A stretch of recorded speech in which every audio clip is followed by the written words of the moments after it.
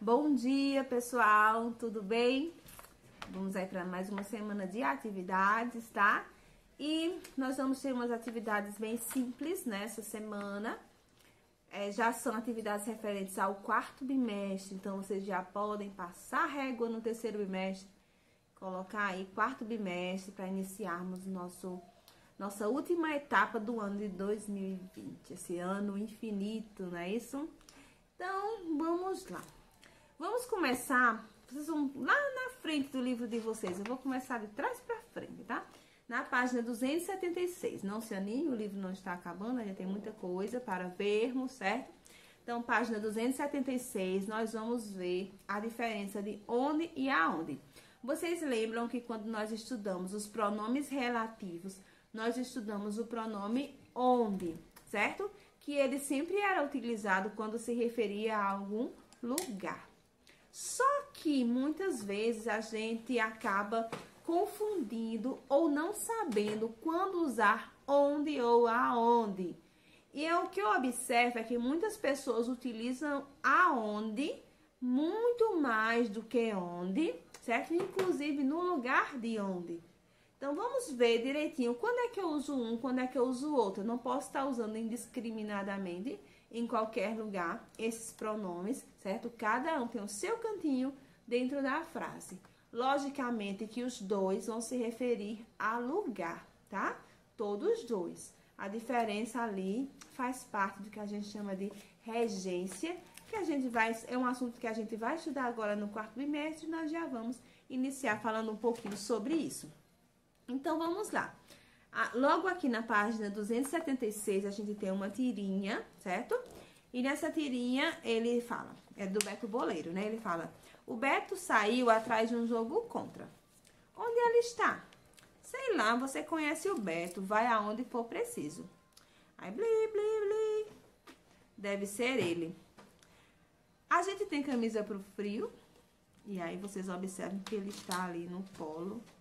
Eu acho que é o Polo Sul, né? Onde é que tem pinguim mesmo? Onde é que tem pinguim mesmo? Polo Sul. Polo Sul, né? No Polo Norte não tem nada, né? Enfim. Então, o que é possível perceber quanto ao gosto da personagem Beto por futebol? Então, ele gosta muito de futebol, ele não gosta de futebol, vocês vão dizer isso e vão responder por quê, né? Justificar de acordo com a tirinha. Copie no caderno a ideia sobre qual o humor da tirinha se constrói. Então, o humor dessa tirinha se constrói com base no exagero, na amizade ou no sucesso. Então, é isso que vocês vão colocar. Então, vamos analisar esses dois trechos da tirinha. A primeira frase diz assim, onde ele está? E a segunda diz, vai aonde for preciso. Então, observem que na primeira a gente tem onde e na segunda a gente tem aonde. Então, o que determina eu usar um ou outro? Em qual dos trechos há um verbo que indica movimento e, de acordo com sua regência, existe a preposição a? Então, eu tenho o verbo estar e o verbo vai, que é do verbo ir. Qual dos dois indica movimento, certo? E que ele, na regência ele precisa da preposição a, né? Então, por exemplo, quando eu digo assim, ele gosta de alguma coisa, né? Lembra dessa ideia do verbo transitivo direto, indireto, que precisa ou não de preposição? Então, é nesse sentido. Esse verbo, ele precisa da preposição a ou não? Aí você vai analisar aí qual é esse verbo que indica movimento, certo? E que existe também a preposição a. Qual deles possui uma forma verbal com sentido estático, ou seja, uma coisa parada, tá? Aí você vai dizer qual é. Qual das palavras em destaque equivale a para onde? Então, para onde é aonde ou onde? Qual delas poderia ser substituída por em que lugar, sem alteração de sentido? Aonde ou onde? Então, vocês vão observar aí, tá? Então, gente, onde, como a gente viu, a gente estudou ele como um pronome relativo. Também pode ser um pronome interrogativo, né? Quando ele tá lá nas perguntas, no início das perguntas. Quando eu pergunto, por exemplo, onde você está? Onde ele está? Onde está o livro? Certo? Então, eu utilizo o pronome onde, tá bom? Onde. Já o aonde, ele indica essa questão de movimento, certo? É um advérbio de lugar também, certo? E eu vou dizer, por exemplo, aonde você foi, aonde você vai nas férias, porque tem essa noção de movimento. Então, vamos pensar. Onde é alguma coisa que fica fixa, parada, certo? Eu pergunto, por exemplo, você está onde? E não você está aonde, porque é uma coisa fixa, você está ali, onde, certo? Mas eu posso dizer, você vai aonde? Porque indica já movimento, vai a algum lugar. Então, ele vai aonde, certo? Então, pensar nesse sentido. Onde é algo estático e aonde indica movimento. Veja alguns exemplos. Onde está o livro que ganhei? Observe que o livro está fixo. Então, onde está? Esse onde é um pronome interrogativo, né? Está ali na pergunta. A casa onde nasci foi restaurada. Olha, esse onde já é o pronome relativo, né? Que se refere à casa. Mas observem que é onde eu nasci. Então, é uma coisa fixa. Eu não estava me movimentando, não estava indo para lá. Eu nasci ali. Então, é algo fixo. Por isso que utiliza o onde. Aonde você levou o cachorro? Levou. Então, já mostra movimento. Levou o cachorro a algum lugar. Certo? Aonde? Quero ir aonde meus pais foram. Também indica movimento. Eu quero ir aonde meus pais foram. São verbos que indicam movimento. E outra coisa é que essa expressão aonde, certo? Ela pode ser substituída por para onde. Quando a gente estudou preposição, eu já disse a vocês que a preposição para, ela é equivalente à preposição a. Então, quando eu digo aonde, eu posso substituir por para onde e vai ter o mesmo sentido. Então, eu digo, por exemplo, para onde você vai, aonde você vai, certo? Então, se eu digo para onde você vai, eu não posso dizer onde você vai, porque não é substituível. Para onde, ele é substituído por aonde, certo? E o onde poderia ser substituído por em algum lugar, nesse lugar, certo?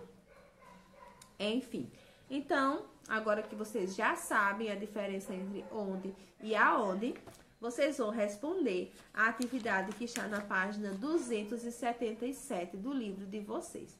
Né? Já responderam essas duas questões da página 276 e agora vocês vão responder as duas questões da página 277. Então, essa é a nossa primeira atividade de hoje. Nós temos uma segunda atividade, que é uma revisão. Essa revisão, nós já estudamos a intertextualidade em dois momentos, certo?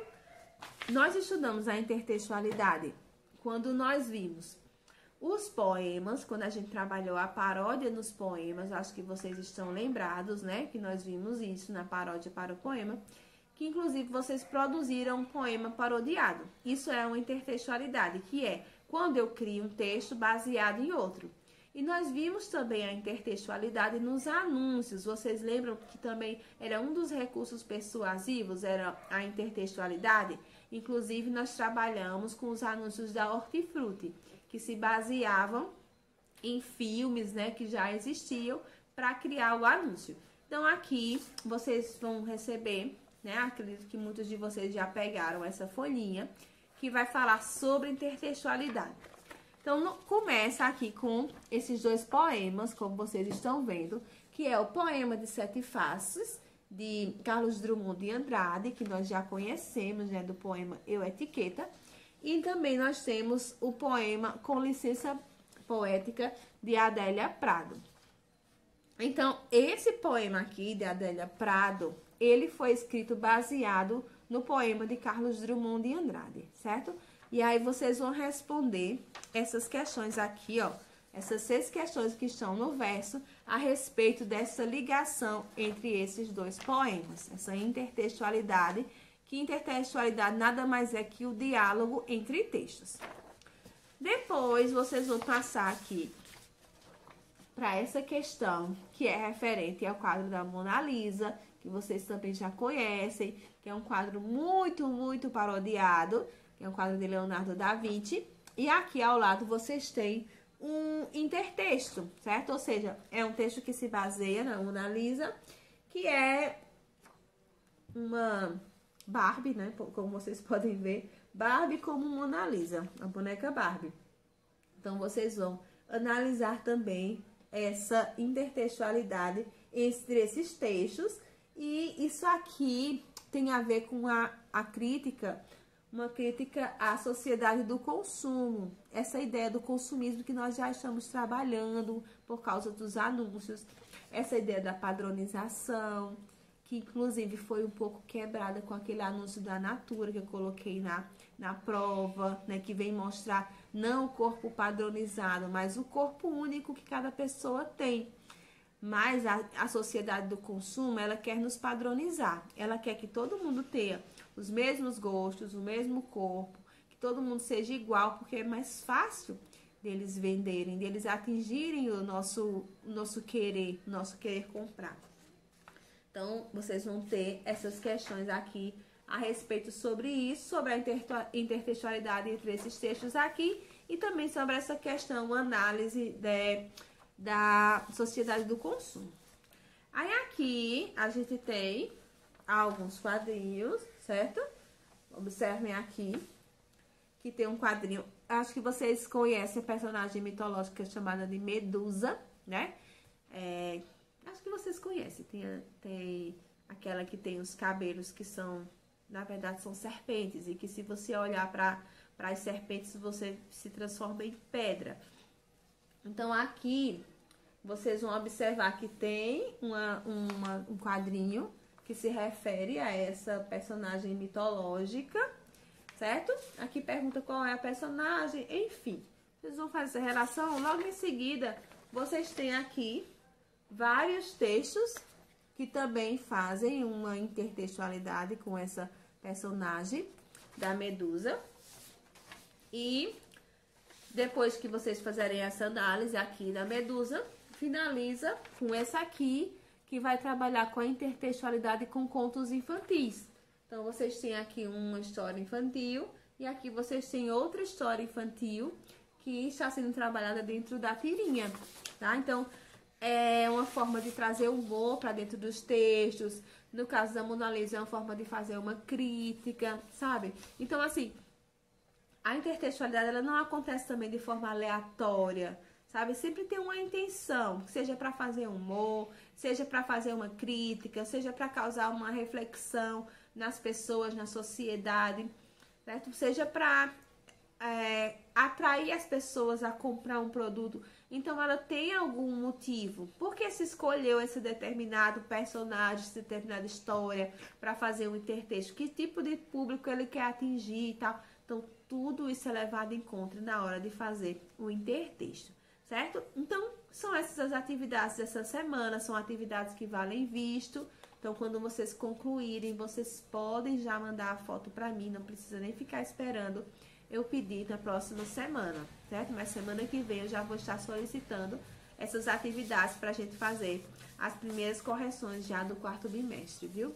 Qualquer dúvida, podem entrar em contato comigo. Essa semana não tem produção textual, porque a gente está finalizando nossas atividades de produção essa semana. Semana que vem a gente volta com produção textual, tá bom? Então, gente, um beijão para vocês. Tchau, tchau!